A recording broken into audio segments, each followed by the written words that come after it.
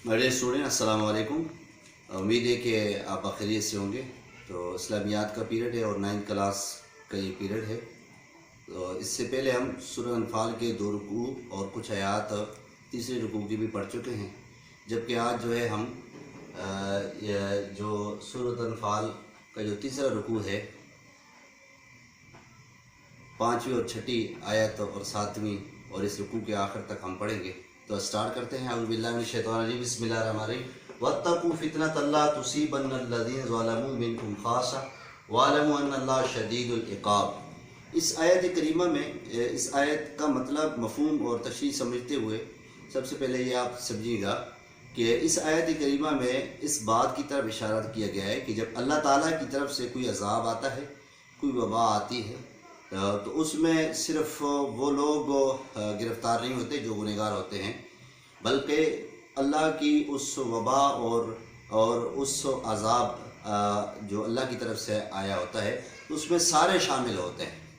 तो इसमें वो लोग जो नेकोकार हैं तो उन्हें ये तलक़ीन की गई है कि जब आप मुआशरे में जब फ़साद को या जुल्म को या ज़्यादती को देखें, गुनाह को देखें, मुनकरात को देखें, तो उन्हें चाहिए कि वो उन्हें अमर बिल मारूफ़ के कुरान में जो हुक्म है उसके मातहत वो उनको मुनकरात से रोके, गुनाह से रोके, जुल्म से रोके, फ़साद से रोके, ना कि मुनकरात और फ़साद और जुल्म को देखते हुए वो खामोश हो जाए। जैसे कि हदीस में भी आता है कि तुम में से कोई आदमी अगर बुराई को देखे, चाहिए कि वो हाथ से रोक दे। फ़इल्लम यस्तति फ़बिलिसानी, अगर वो हाथ से नहीं रोक सकता तो वो ज़बान से उसे जो है वो बुरा समझे, ज़बान से वो जो है रोके और हाथ से रोके, और आखिरी ईमान का दर्जा ये है कि उसे दिल में बुरा समझे। तो सबसे पहला जो दर्जा है और दूसरा जो दर्जा है कि वो हाथ और ज़बान से उस मुनकरात के ख़िलाफ़ निकले, फ़साद के ख़िलाफ़ निकले और जुल्म के ख़िलाफ़ आवाज़ बुलंद करें और उसे रोकें। तो इसमें वो जो है हुक्म नहीं आता कि जिस तरह कुरान में अल्लाह ताज़िर वाज़िरतुन विज़र उख़रा, कि जो गुनाह का बोझ है वो उसी पर होगा जो गुनाह करता है, ना कि दूसरा उसका उठाएगा। तो इसमें ये बात नहीं है। तो इसलिए अमर बिल मारूफ़ व नही अनिल मुनकर, नेकी की तलक़ीन करना और बुराई से जो है वो बचाना और बचने की तलक़ीन करना, तो ये नेकोकारों को चाहिए कि जुल्म, ज़्यादती और फ़साद को देखें तो वो उसको रोकें।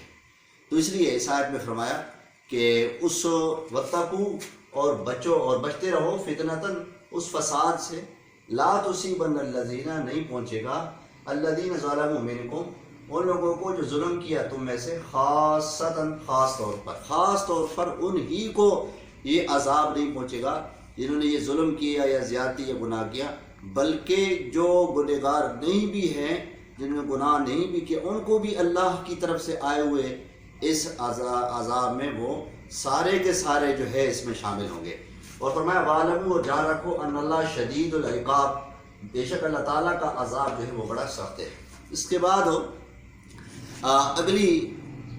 अगली जो आयत है, उस आयत करीमा में अल्लाह ताला ने एक एहसान और एक इनाम याद दिलाया है कि ये अहले ईमान को, कि जब वो मक्का में कम थे, थोड़े थे, कमज़ोर थे, ज़ईफ़ थे, और उन्हें जो है ये हर वक्त ख़तरा लायक होता था कि कहीं से किसी मुल्क की तरफ से या वो मुशरिकीन मक्का ही जो है इन पे हमला आवर ना हो जाए, तो अल्लाह ताला ने जो है इनकी मदद फरमाई। जब इन्होंने हिजरत की, मदीना की तरफ आए, तो मदीना में इन्हें रियासत मिल गई, एक इलाका मिल गया, और उसमें जो है रहन सहन करने लगे आज़ादी के साथ, और अपने मजहबी त्यौहार आज़ादी के साथ जो है वो कर गुजरने लगे। तो अल्लाह फरमाते हैं कि उस वक्त तुम थोड़े थे, एक कमज़ोर भी थे, अन यतख़त्तफ़कुमुन्नास, तुम्हें ये डर था कि कहीं लोग हम पे हमला आवर ना हो जाए। तो अल्लाह फरमाते फ़आवाकुम, हमने तुम्हें जगह दी, यानी मदीना जैसी जगह दी, वहाँ पर तुम अमन सुकून से रहने लगे। और फिर फरमाया वअय्यदकुम बिनस्रिही, और मैंने तुम्हें तक़वियत बख्शी अपनी नुसरत के साथ, जमात मिल गई, अल्लाह की तरफ से मदद और नुसरत शामिल हाल हो गई।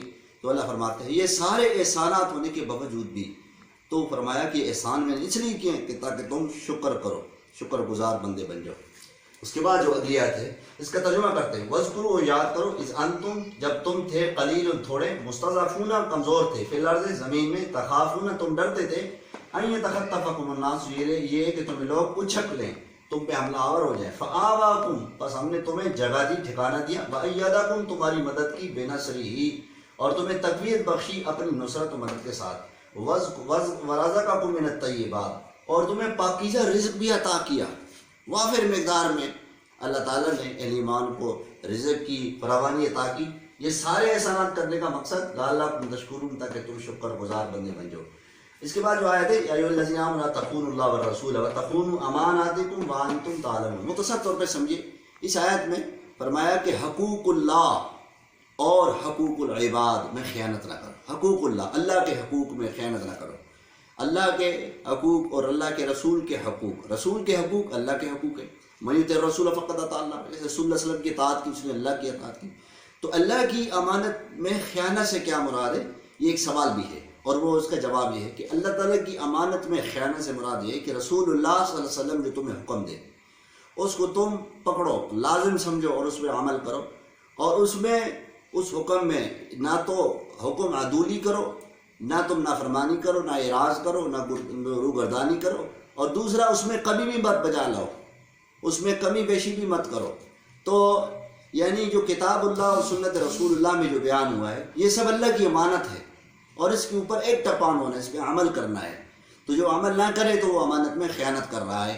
فرمایا ایک تو اللہ رسول کی امانت میں خیانت نہ کرو، دوسرا تم اپنی امانتوں میں خیانت نہ کرو۔ جو عام طور پہ معاشرے میں ہوتا ہے، جو امانت رکھی جاتی ہے اس میں خیانت کی جاتی ہے، یا اور بھی ادروائز جو چیزیں ہیں تو اس میں امانت میں خیانت نہ کریں۔ اللہ فرماتے ہیں حالانکہ تم اس بات کو جانتے ہو۔ ترجمہ کرتے ہیں یا ایھا الذین آمنوا، اے ایمان والو، لا تخونوا اللہ والرسول، نہ تم خیانت کرو اللہ اور رسول کی امانت میں، وتخونوا اماناتکم اور تم اپنی امانتوں میں بھی خیانت نہ کرو، وانتم تعلمون حالانکہ تم جانتے ہو۔ آخری آیت ہے وَاعْلَمُوا أَنَّمَا أَمْوَالُكُمْ وَأَوْلَادُكُمْ فِتْنَةٌ وَأَنَّ اللَّهَ عِندَهُ أَجْرٌ عَظِيمٌ۔ تو اس آیت کریمہ میں اللہ کریم نے فرمایا کہ مال اور اولاد تمہارے لیے آزمائش ہے، فتنہ ہے۔ اس فتنہ کا جو لفظ ہے قرآن مجید میں اور بھی جگہ پہ استعمال ہوا ہے، تو اس کے مختلف معنی اس سیاق و سباق کے لحاظ سے کیے جاتے ہیں۔ تو یہاں پہ فرمایا ہے کہ تمہارے لیے مال اور اولاد جو ہے وہ آزمائش ہے۔ مال اور اولاد آزمائش کا مطلب یہ ہے کہ یہ اللہ تعالیٰ کی طرف سے ایک بہت بڑی آزمائش ہے۔ تو مال اور اولاد، مال جو اللہ نے دے رکھا ہے اس کو اللہ کی راہ میں خرچ نہ کیا جائے، غریب غربا یتیم مساکین میں خرچ نہ کیا جائے، اللہ کی راہ میں خرچ نہ کیا جائے، بلکہ اس کے اوپر جم بیٹھنا اور اس کو جمع ہی کرتے جانا، زکوٰۃ نہ دینا، صدقہ خیرات نہ کرنا۔ تو ایسا مال جو ہے قیامت کے دن قرآن میں دوسری جگہ پہ آتا ہے تو جہنم کی آگ پہ تپایا جائے گا، گرم کیا جائے گا، پھر ان کے چہروں کو وجوہہم ادبارہم اور ان کی پیٹھوں کو اس کے اوپر داغا جائے گا۔ تو یہ اس حساب سے مال اس کے لیے کیا جائے آزمائش ہے اور فتنہ ہے۔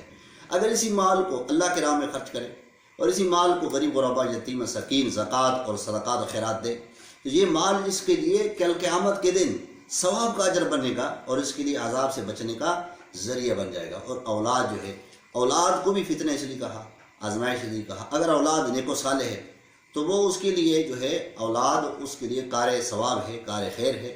اگر وہی اولاد اس کے لیے جو ہے وہ بدکار ہے تو اس کے لیے وبال جان بن جائے گی۔ تو اس لیے فرمایا وَاعْلَمُوا أَنَّمَا أَمْوَالُكُمْ وَأَوْلَادُكُمْ فِتْنَةٌ، جان رکھو تمہارا مال، تمہاری اولاد تمہاری فتنہ ہے، وَأَنَّ اللَّهَ عِندَهُ أَجْرٌ عَظِيمٌ اور اللہ کے ہاں بہت بڑا اجر ہے۔